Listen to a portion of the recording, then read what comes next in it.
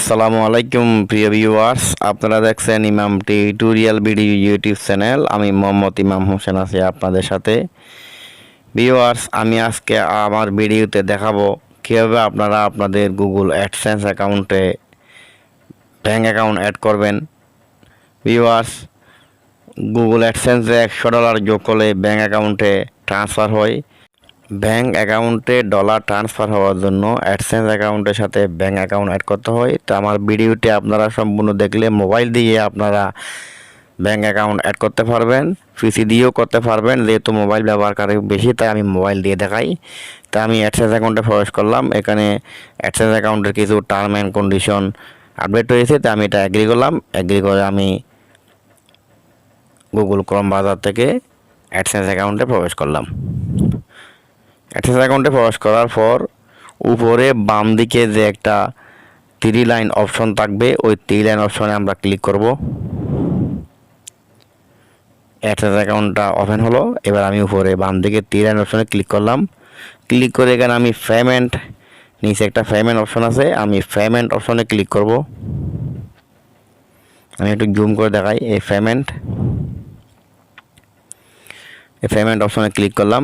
Click করার পর এখানে পেমেন্ট ইনফোতে ক্লিক করব। ক্লিক করলাম।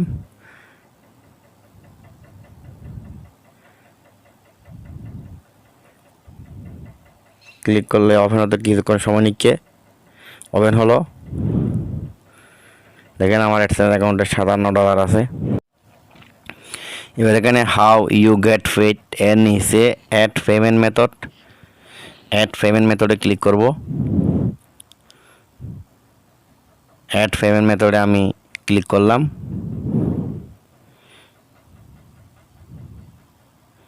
এরকম পেজে নিয়ে আসবে। অ্যাড নিউ ট্রান্সফার মেথড, নিচে আছে অ্যাড চেক মেথড। তা আমরা অ্যাড নিউ ট্রান্সফার মেথডে ক্লিক করব প্রথম অপশনটাতে।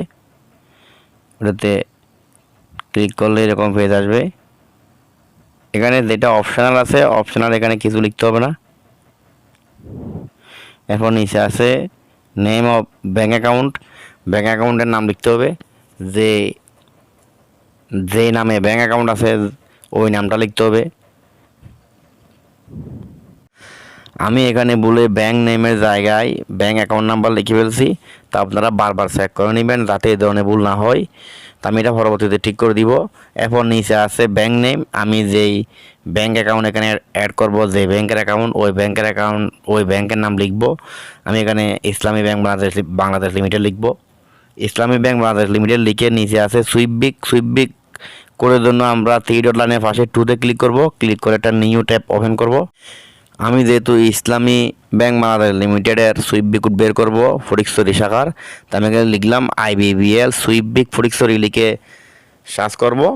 সার্চ করলে এরকম পেজ আসবে। এখানে আমি ইসলামী ব্যাংক ফটিকছড়ি ব্রাঞ্চ চট্টগ্রাম এখানে ক্লিক করব। ক্লিক করলে এটা ওপেন হবে। দেখেন ইসলামী ব্যাংক বাংলাদেশ লিমিটেড, ইসলামী ব্যাংক ফটিকছড়ি ব্রাঞ্চ। তো এখানে ফটিকছড়ি ব্রাঞ্চের সকল তথ্য দেওয়া আছে। আপনারা এভাবে করে সুইফট কোড নিয়ে আসতে পারবেন। এখানে সুইফট কোড আছে, আমি সুইফট কোডটা কপি করে নিব।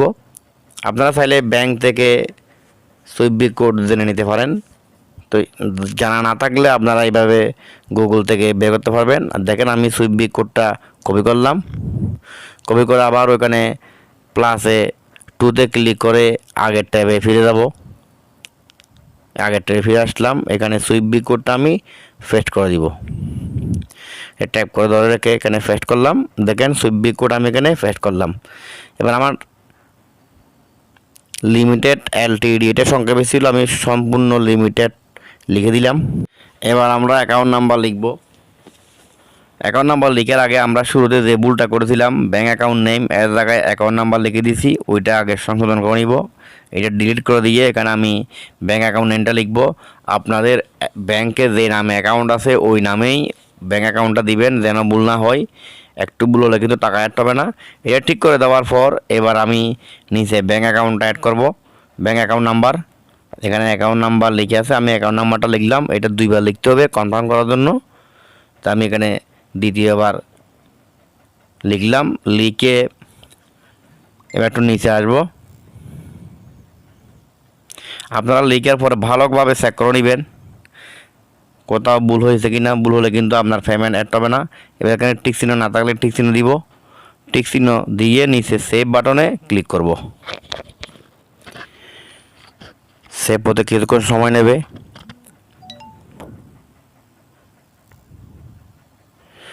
তো এটা সেভ হয়ে গেল।